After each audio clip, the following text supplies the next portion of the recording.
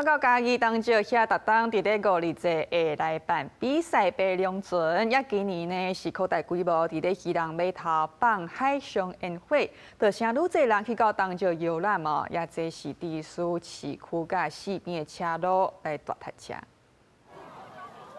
看到天頂舉行514個宴會，民眾大概是攏趕緊用手機也是相機來記錄。嘉義縣當朝鄉公所20暗時，佇當朝漁人碼頭來辦海上宴會，因為是連續假期，誠儕民眾來參加。一寡無法度入去當朝現場的民眾，甚至閣走來報地才看。我們下午大概4點多的時候就在那邊晃了，然後就是擠不進去，所以我們最後還選擇在這邊。我們也是最後半小時才到的，因為從下午2、3點就大家走進來，對，都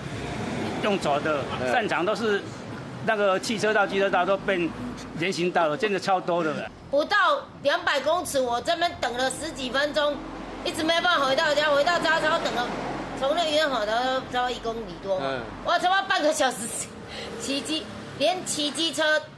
都塞在車陣裡。當朝鄉因為第17線的當朝南橋當日施工，所以來當朝的車愛改行為第61線，嘛造成當朝鄉周邊的道路發生塞車的狀況。鄉長表示，來看宴會的人數超過原定預估，除了當朝市區附近的莊頭嘛有真濟人，活動結束大家做伙離開，才造成塞車的狀況。咱的警察人員也會使講真辛苦，來咧疏導交通吼，到2點外鐘吼，咱的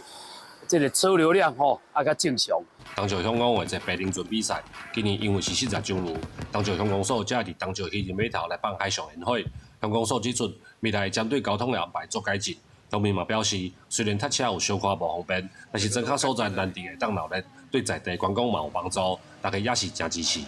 記者林慧婷，嘉義報道。